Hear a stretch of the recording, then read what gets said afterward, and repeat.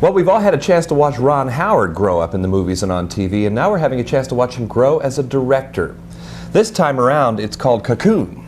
And Ron, as a director, this is your third or fourth major commercial release. But right. You've been in the trenches as a director a lot longer than that. When did you begin? Well, I started in '77 with a little car crash comedy for Roger Corman called Grand Theft Auto. And then I did a TV movie every year during my break from Happy Days for 3 years. And then made the transition to the studio pictures with Night Shift a few years ago. Now, because so much of your life is preserved on film, in effect, you've participated in what Cocoon is all about. Your life is preserved on film. It's timeless. Your boyhood, it's all there, still there. In Cocoon, we see people having a chance to live forever, maybe. I'm curious what that feels like for you to direct a film that must be close to your heart, because your boyhood is there. You can't get away from it. It will live forever. Well, that's an interesting idea. You know, I don't know if I ever put those two things together quite as clearly as you just did, but as you're saying it, why, I feel that, and I know that I had a real affinity for the subject, the whole idea, and you know, I'm during the course of the movie, as I was making it and as I watch it, I'm always rooting for them to get that, to reach that goal, to be able to go on and on and on. And I guess that's something that a lot of people think about. Well, I think an attraction to Cocoon would be everybody wants to have a chance to keep on, maybe correct mistakes, keep things going. As long as the quality of life is good. Uh-huh.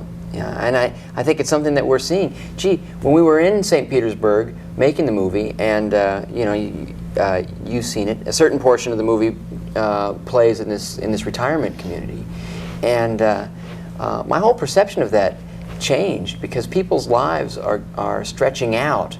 And they're going on a lot longer because the care is so good, and these folks seem to be sort of revitalized by life in these communities. It's almost the opposite of what I expected. But to have something to do instead of to spend your days doing nothing, you know. Right, right. Well, that's one of the things that that a lot of the people who live there talk about, is that, geez, I wish I'd come here 5 years sooner. It's fun. There are people my age, there are people I can share experiences with, people who understand what I'm talking about. Whereas I was clinging to my old neighborhood, and I was the only one. I was really all alone. Yeah.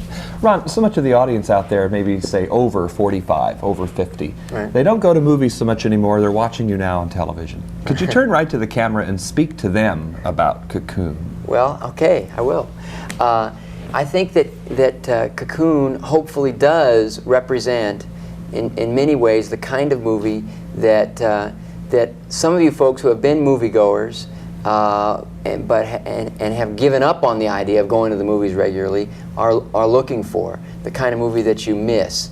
And in this very competitive summer with lots of youth action pictures out there, why, one of the things that I would hope is that you would support our movie early, so we have a chance to stay in the theaters. Well said, Ron. Now, finally, if you could take us behind the scenes a little bit on the shoot. You've said some movies are a blast to shoot. Some movies are work.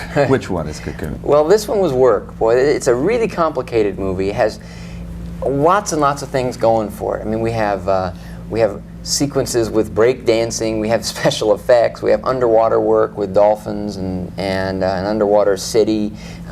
We have above water, we have a big chase out on the open ocean that we did at night.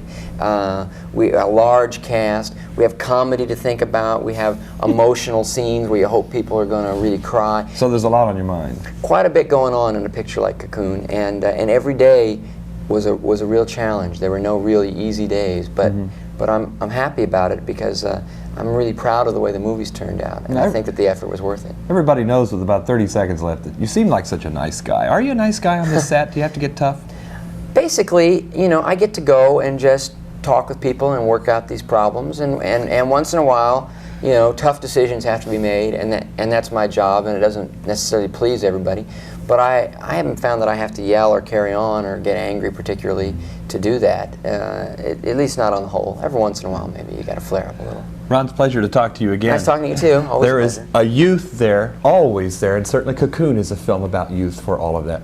For KCTV5 from New York City, I'm John Tibbetts.